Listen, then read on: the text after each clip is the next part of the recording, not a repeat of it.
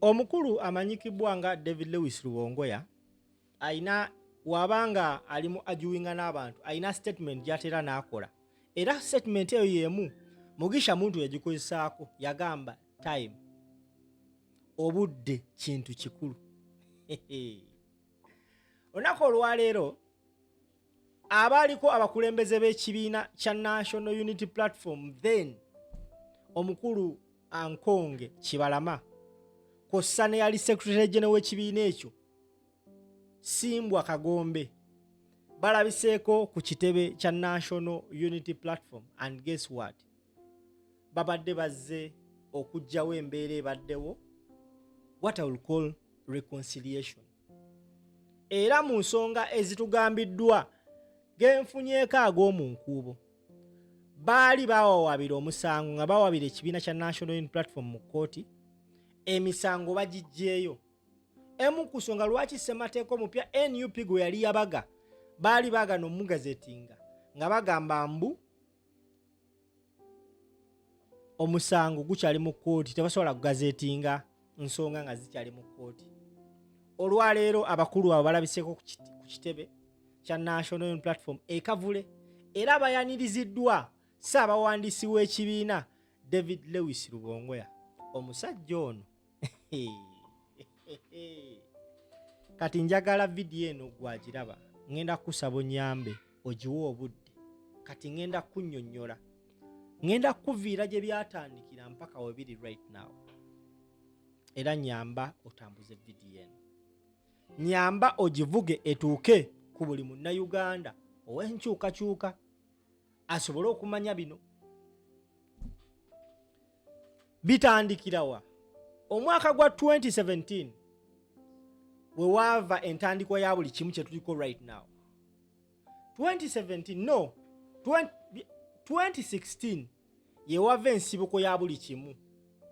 2016 tugenda mu kalulu akalulu ako we twatandikira okulaba abayimbi nga bali generally involved into the election over the politics of Uganda.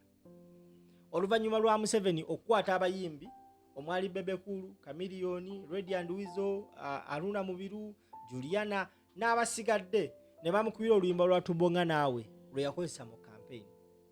So many we are so surprised nti kweyo list y'aba cream de la cream be Uganda tekwaliko Robert Kyagulanyi Ssentamu Bobi Wine. It is after the elections babuuza Bobi Wine, why didn't you take part in that song? Yagamba nti I would have taken part in that song singa banzikiriza okwogera amazima mu luyimbo olwo nti mwami Museveni kale okoze byokoze naye bino tebikoleddwa era ze zimu conditions ezamulemesa okugenda mu luyimbo olwo. Akaluka 2016 gye byatandikira Bobi Wine ye muyimbi eya taking a step n'agamba sigenda supportinga Museveni era ya supportinga Kanokiza Besigye. Okawulira n'agambye ogenda kawa obudde kagenda bakawanvumu gwe ssebo obanya bandaba tugenda mu kalulu ako ebyalimu mwabiraba akalulu kaali nga bwe kaali era kaggwanga mu mwakalaba. Kanokiza Besigye yamaliriza agamba banzibye akalulu era ng'ali under house arrest. Omu ku abo abatono abaamukyalira ye yali Robert Kyagulanyi Ssentamu Bobi Wine n'amuyimbira n'akayimba situka tutambule as a sign of okumuzzaamu amanyi because na buli kati agamba nti Kanokiza Besigye alina ettaffaali ddene nnyo mu ye okubeera mu politics. He influenced him so much. Yamuyigirako bingi. He mentored him. Ekyo kyo takyegaanangako. 2017 nga tumaze olonda wajja wabaawo embeera mu parliament omubaka w'ekyaddondo by then Apollo Kantinti awawaabirwa mu kkooti ekkooti esazaamu his candidature. Kasita kkooti ekusazaamu obuwanguzi bwo kiba kitegeeza clerk wa parliament agenda tegeeza akakiiko k'ebyokulonda nti tufunyeewo vacant place mu parliament mu nnaku 10 akakiiko k'ebyokulonda kalangirire nti ekifo kino kiri vacant twagala abantu abajja okwesimbawo babanominating. Mu kaseera ako Robert Kyagulanyi Ssentamu mu bigambo bye agamba ng'ava ku shemu yalina Nubian likyaliwe balaba amawulire nti Kyaddondo East has been declared vacant. Nubian yamugamba blaza kablaza obeera magere olinda ki? Nubian yamupika. Omukulu agamba yes it is it. Ndowooza it was like a calling. Bobi Wine yali not so much involved in politics. However, his music, ennyimba ze zaali zoogera ku mbeera y'abantu nga ne oba tali mu politics yeekanga ayimbye ku bintu ebikwata ku bantu ate nga ne gavumenti agikubiramu. Okugeza ennyimba nga tugambire ku Jennifer, ennyimba nga ghetto, azze ayimba ennyimba nnyingi nnyo. Bobi Wine avaayo akola announcement nti ngenda kwesimbawo. Awo buli kimu ekyatandikira. Agamba ngenda kwesimbawo nga munamaze omuwa Agugyeeyo naye agibayinga. Agamba ngenda kwesimbawo wabula Robert Kyagulanyi Ssentamu Bobi Wine tukimanyi famire y'ebbanga lyonna ebadde ya Democratic Party. Atuuka mu famire gye ebadde mu DP bamumma kaadi. Agamba mumye kaadi kale kangende wa Muzeeyi Kano Kizza Besigye wa FDC. Remember gwe baali bajja Apollo Kantinti naye yali wa FDC. FDC naye mu makadi ejiwa Apollo Kantinti. Basebo ne banyabo Robert Kyagulanyi Ssentamu Bobi Wine teyaggwamu maanyi. Yagamba kanzije independent. Awo buli kimu we kitandikira. Yakuba campaign ennungi ey'amaanyi n'awangula akalulu mu mbeera eyali ey'okunyigirizibwa. With almost 80% yabakuba hands down. Nayingira parliament. Ever since then we are stepping his foot into the parliament. Yakola statement nagamba if the parliament cannot come to the ghetto is coming to the parliament. Era bwatu nayingira parliament. Atuuka mu parliament mu kaseera akasinga okuba aketabu nga baagala okuleeta etteeka nga baagala okwata ku ssemateeka bajje ekkomo ku myaka gy'oba president. Because singa etteekero tebaali kwatako kiba kitegeeza right now Museveni yetasobola kubeera president ng'asusiza emyaka ssemateeka gy'alambika. Bobi Wine ajja mu kaseera akatuufu we yeetaagirwa mu parliament nga baleeta etteeka eryo era yali so instrumental mu kulwanyisa etteeka eryo newankubadde nga bakozesa all means within their disposal okutwala okuba okuyisaawo etteeka eryo baaliyisaawo. Ekintu ekyo eky'okuyisaawo etteeka ate kyayambako munnayuganda mbuuza kitya kyayongera Bobi Wine ne banne obuvumu okugamba nti yes right now tukkiriza bwe tulwanyisa tulina otteekamu amaanyi. Nagambye kagenda bakawanvu. Ntandise ntya olwaleero Muzeeyi Nkonge Kibalama alabiseeko ku kitebe kya National Unity Platform ekavule oluvannyuma lwa controversies ezibaddewo alabiseeko ku kitebe era mu kulabikako kigambibwa n'omusango badde balopa ekibiina bagenda Agugyeeyo. There is what we call reconciliation. Kati nsazeewo nkujjire gye luva ne we luli. How Bobi Wine gets to acquire the National Unity Platform. Naye nkutandikidde mabega ng'ayingidde mu parliament. 2018 embeera ejjawo mu parliament. 2019 embeera ejjawo mu parliament. Balwana bayisizzaawo ebyaliwo mwabiraba. Bobi Wine okumala okulondebwa nga NUP yagamba buli muntu yenna kasitaba nga siwa NRM ngenda muwagira wabayo by elections. Era yawagira by elections eziwerako ng'agenda aziwangula. Okujja kwa Bobi Wine mu parliament mu kusooka Museveni baali balowooza nti just ng'omuntu wa bulijjo azze tugenda mutega ssente agende. Era amaloboozi agamu gagamba nti Bobi Wine oyingira parliament bw'ati omu ku dealers mu parliament Muhammad Nsereko yamutuukirira amuwa akasente amutwale wa Museveni yamugamba saagala ssente zo.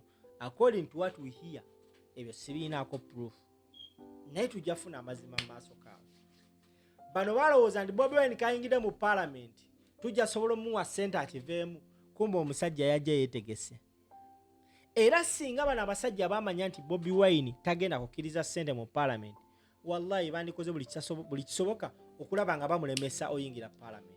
Naye balowooza nti kantu katono nnyo. Yensobi Museveni gye yakola na buli kati gy'akyejjusa era gy'atagenda kukkiriza. W'olaba nga Walukaga bamuzogonya essaawa tiweewuunya lwaki? No, bali mu kulwanisa another Kyagulanyi okuyingira Parliament.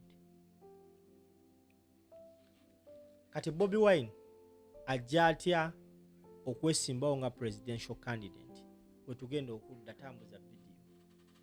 Olumala oyingira Parliament wabaddeyo by elections mu Parliament azoganyizza, wabaddewo ssente aziganye, bamuweereza ssente ku akaunti ye azizzizaayo, akoze buli kisoboka ekimulaga mu public nti mbutuufu is the right person. By then eyali leading opposition yali Kanokiza Besigye. Mbutuufu amasannyalaze Katonda agamuggyako agateeka ku Robert Kyagulanyi Ssentamu Bobi Wine. People power aweefomingibwa. Twalabako by elections za Arua ewasinga ova ekinyusi. Akomyewo agenze ebweru. Okuva ebweru okujjanjabwa. Akomawo Uganda. Mujjukirako olunaku ewuwe Magere we yalangirira nti akkiriza after being talked to by his comrades. Akkiriza he is going to challenge Museveni in the 2021 general elections. Awensi neranya. Oh! Netugwa miwabo. Remember, he is a pop star who has performed in each and every district in Uganda, who is known by each and every person in Uganda. Nagamba kati ngenda kubanga nkulembere eggwanga singa mumpa mandate. Museveni yalowooza nti byakusaaga awo, because mu kujja mu Parliament yalowooza nti byakusaaga, kumbe omusajja yali serious. Akijjukira nti omusajja yali serious mu Arua, n'agamba find a way of okumugjawo. Singa Bobi Wine bamugjawo mu Arua, singa katuli awo Kasaya musimattuka n'agenda ebweru ne bamujjanjaba, n'akola interviews ku Red TVs ez'amaanyi, n'akoma Uganda n'agamba ngenda mu challenginga kama mbaya ni mbaya. Remember wonna yalina kisinde kya people power nga talina political party. Tutuuka ekiseera tugenda mu kalulu wabula ebbanga ttono nnyo nga mu butuufu abantu abeesimbyewo mu kisinde kya NUP abaagala abeegwanyiza ebifo kyandibadde very easier and good okugira mu kibiina nga balina akabonero kamu than okujja ng'oli ali ku sepiti, ono ali ku ssaawa, ono ali ku ngatto, ono ali ku chapati, ono ali ku ice cream. So mbulukujjukujju lwe baakola baasobola okuakwayaringa ekibiina bannayuganda kye twali tutamanyi kyekyali ekya National Unity Platform ekikadde nga kikulemberwa abasajja baneeno Muzeeyi Nkonge Kibalama ne SGwe Kagombe. Kati nkomyewo ku kinyusi kya video eri just ebadde preamble nagambye kagenda bakawanvumu okategedde. Now Muzeeyi Nkonge Kibalama akwata ekibiina kya National Unity Platform mu public ng'ensi eraba akikwasa Robert Kyagulanyi Ssentamu Bobi Wine mu 2020 nga just tubuzaayo emyezi mitono tugende mu kalulu. Bobi Wine afuna ekibiina mwagenda okugira nga flag bearer, era olunaku olwomulujjukira bulungi nnyo we yasitula manvuli n'agiwanika enkuba n'etonyerawo. Those were signs nti there is something different ku bantu bano abaali bazze. Awo Museveni wategeera nti eggwanga lirumbiddwa alien zivudde mu bbanga. Omusajja awanika bendera enkuba n'etonya. Tambuza video eno bannaye kuba ngenda tuuka ku kinyusi kya video entuufu kati etandise. Okategedde? Now olumala omuwa ekibiina mu mateeka twatandika okulaba ebintu ebyatandika okuhappeninga waawo.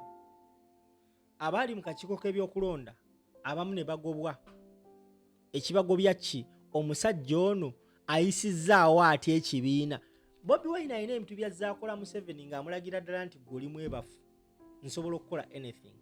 First and foremost yasobola oregistering ekibiina mu kakiiko k'ebyokulonda ne bakigazeetinga. Museveni agenda mumanya nga wa kasajja ekibiina bakigazeetinga kyayitawo dda nga talina kyasobola kuzza mabega. Wabula singa yakimanyako yandiremesezza. Okategedde? Buli kimu kiggwa Nkonge Kibalama transferringa obuyinza bukwasa Kyagulanyi alonda bagiyita NEC, bagiyita SEC, Central Executive Committee President, alonze ba deputy, alonze SG, alonze secretaries, alonze ba spokesperson, n'akola SEC y'ekibiina nayo ne bagigazeetinga. Ekitegeeza ekibiina kyali ready ogenda mu kalulu ka 2021 ng'abalayo emyezi mitono nnyo. These men and women mobilized Ugandans from East, North, Central and the West. Ne basobola okukunga bannayuganda ne bakola ekintu ekitabangawo mu byobufuzi by'eggwanga Uganda. Ne baleeta ababaka abasukka mu 50 mu parliament ng'ebibiina bibaddewo nga bikolemberwa abasajja abadde mu politics for quite some time in Uganda tebasobola kikola. Here comes the juniors in the politics of Uganda, and they managed to mobilize and have such numbers in the parliament.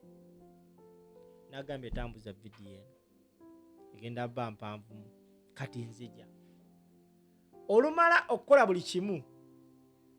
Abasajja bagamba tukoze tutolemesa omusajja ono, batandika okompromisinga Nkonge Kibalama. Mujjukira ebyaliwo nga tugenda mu kulonda NUP ne bagikuba mu kkooti. Mujjukira olunaku olwo abantu basinga mwasula mukaaba mugamba enkyawe basale omusango.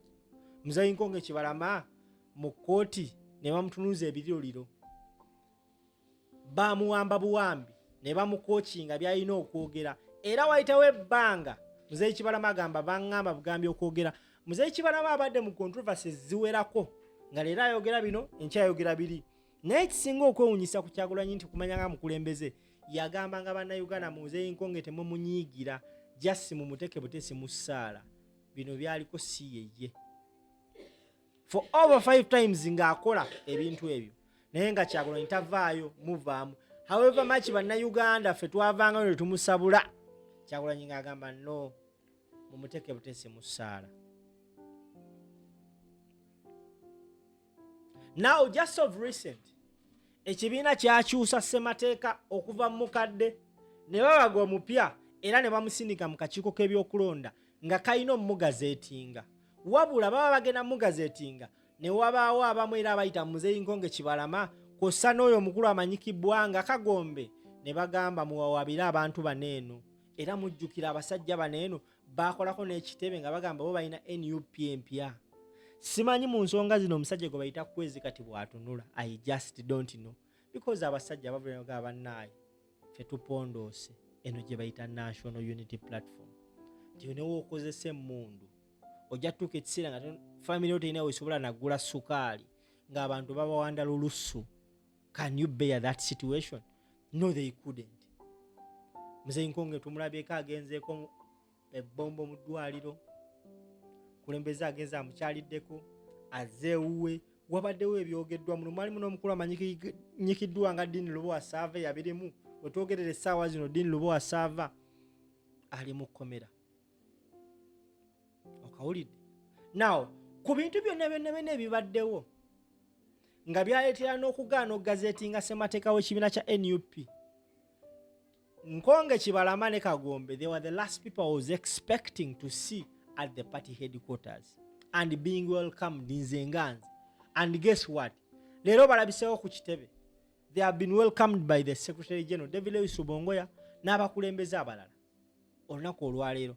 Era mu kigambibwa nti Muzeeyi Nkonge Kibalama ategeezezza eggwanga nti reconciliation yeetaagisa era asaba okumusonyiwa byonna byazaayisaamu ekibiina. Simanyi oba muzeeyi ategedde nti oba takyalinayo obudde because n'omumwa gugwo gwakyama essaawa yonna afa. Tusa n'agamba sigenda kufanga nina bisiraani kansabe bannayo sonyiibwa tutambule. Kino kitegeeza ki? Kino kirekawa ababadde basama. Omusajja gwe bayita Kwezi njagala mumutagenge.